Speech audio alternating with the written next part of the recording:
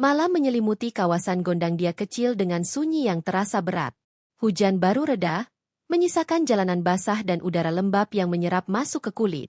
Di antara barisan indekos tua bergaya kolonial yang berdiri mematung sejak zaman Belanda, ada satu bangunan 2 lantai yang tampak tenang seperti malam-malam sebelumnya. Namun malam itu, sesungguhnya ada sesuatu yang tidak akan pernah sama lagi setelahnya.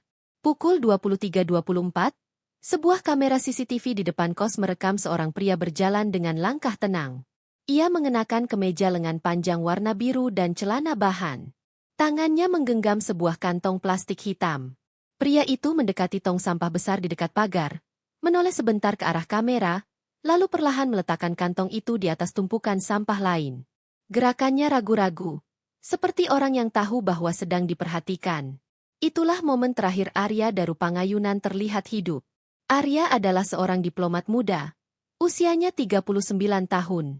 Ia baru saja kembali ke Jakarta, usai menjalani penugasan luar negeri.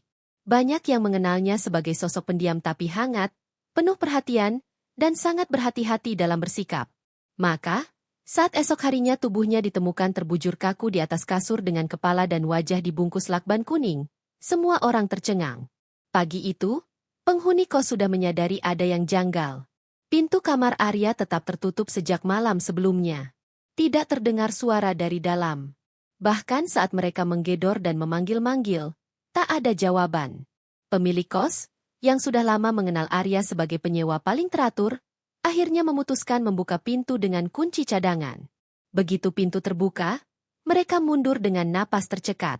Di sana, tubuh Arya tergeletak di atas kasur dengan posisi lurus. Tak ada darah, tak ada luka, tak ada tanda perlawanan. Tapi seluruh wajah dan kepalanya dibungkus lakban kuning, rapat, menutupi mata, hidung, dan mulut.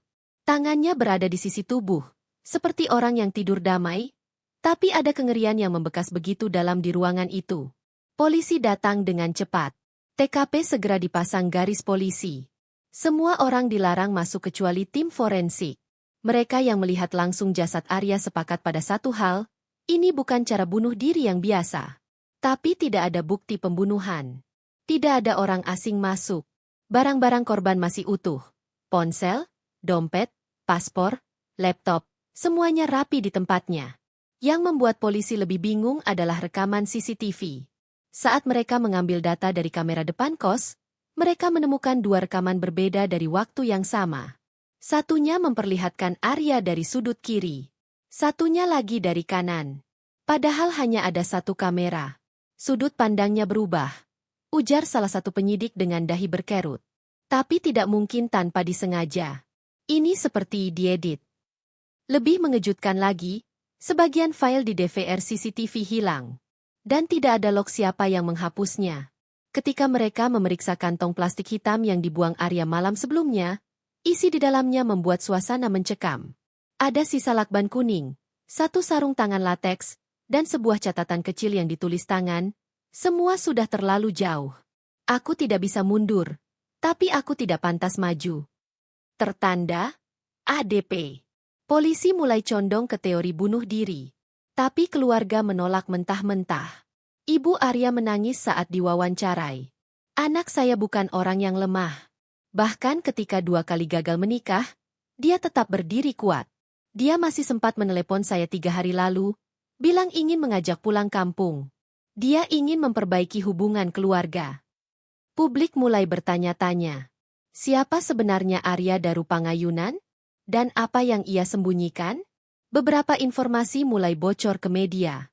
Arya ternyata terlibat dalam investigasi diplomatik yang sensitif, berkaitan dengan penyelundupan data strategis.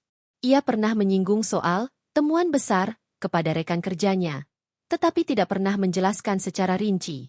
Apakah informasi itu membawanya pada kematian? Kompolnas turun tangan. Mereka menemui keluarga Arya dan menyelidiki proses autopsi. Ternyata, hasil forensik menunjukkan tidak ada luka, tidak ada racun, tidak ada tanda kekerasan. Tapi juga tidak ditemukan sebab kematian yang wajar. Seolah-olah, Arya benar-benar mati karena dirinya sendiri, tapi dengan cara yang hampir mustahil. Bagaimana seseorang bisa membungkus wajahnya sendiri dengan lakban hingga rapat tanpa kehilangan kesadaran di tengah proses? Publik di media sosial tak tinggal diam. Teori konspirasi bermunculan. Ada yang bilang Arya diracun dan dibungkam agar tidak membocorkan rahasia negara. Ada yang percaya dia dipaksa membuatnya tampak seperti bunuh diri. Bahkan ada yang mengatakan, video CCTV yang diubah sudutnya itu adalah hasil kerja agen asing. Namun, polisi tetap bungkam. Hasil investigasi tidak pernah dipublikasikan. Wartawan yang mencoba menggali lebih dalam menemukan banyak jalan buntu.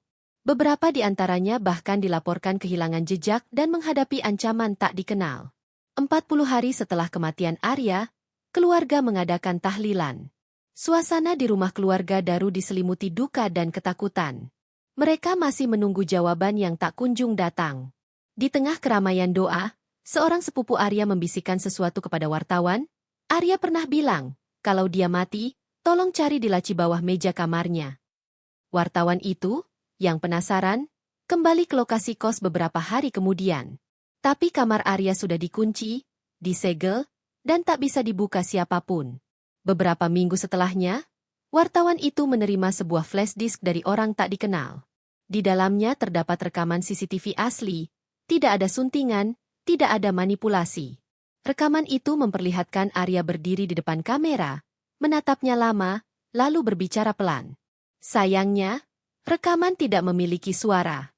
Setelah itu ia duduk di kasur, membuka lakban, dan mulai membungkus wajahnya sendiri. Tapi di detik terakhir sebelum seluruh wajah tertutup, terlihat bayangan seseorang di belakangnya. Rekaman berhenti. Layarnya gelap. Dan jurnalis yang menerima flash disk itu, tak pernah terlihat lagi.